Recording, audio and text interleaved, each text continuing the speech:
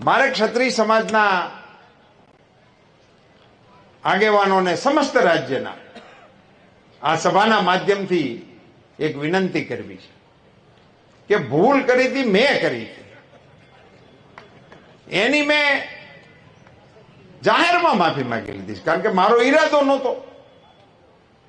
અને સમાજની સામે જઈને પણ મેં માફી માંગી અને સમાજની વચ્ચે જઈને અને સમાજે મને એનો પ્રતિસાદ પણ આપ્યો.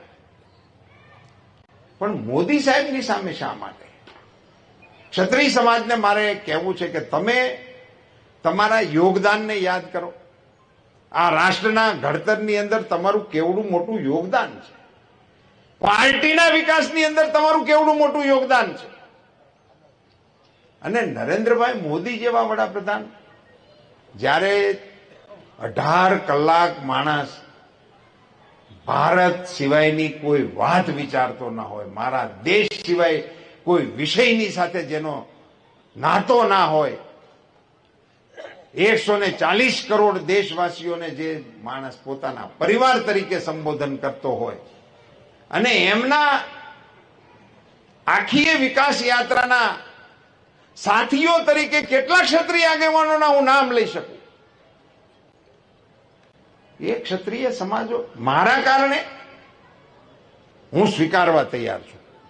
ચલો, આપને એમ લાગતું હોય કે મારી ભૂલ છે, મેં તો સ્વીકારી છે, પણ મોદી સાહેબની સામે ક્ષત્રિય સમાજને ઉભો કરી દેવો એ મને એવું લાગે છે કે યોગ્ય મને નથી લાગતું. નરેન્દ્રભાઈ મોદી આજે વિશ્વના નેતા છે, આપણા દેશના નેતા છે.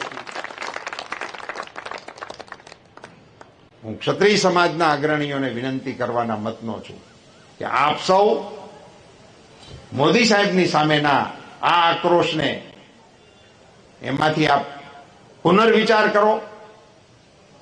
આપ સૌ અગ્રણીઓને પણ મારી આગ્રહભરી વિનંતી છે કે સમાજના આગેવાનોની સાથે સમજણનો નવો સેતુબંધ બાંધવા માટેનો આપણે પ્રયાસ કરીએ. મિત્રો, ચૂંટણી માટે હું નથી કહેતો, હાર જીત માટેના વિષય માટેની આ વાત નથી. સમાજ જીવનના આપણા તાણાવાણાને સ્પર્શતો વિષય છે, એને રાજકારણથી દૂર રાખવા માટેની કોશિશ ક્ષત્રિય સમાજ અવશ્ય કરશે એવી વિનંતી સાથે હું આ સભામાં આપ સૌને પ્રચંડ મતદાન કરવા માટે 7મી તારીખે 10 વાગ્યા પહેલા મતદાન પૂરું થઈ જાય એ પ્રકારે સૌ કાર્યકર્તા કામે લાગો એવી વિનંતી કરીને વિરમું છું. આપ સૌનો ખૂબ ખૂબ આભાર. ભારત માતા કી જય શ્રી રામ. જય જય શ્રી રામ.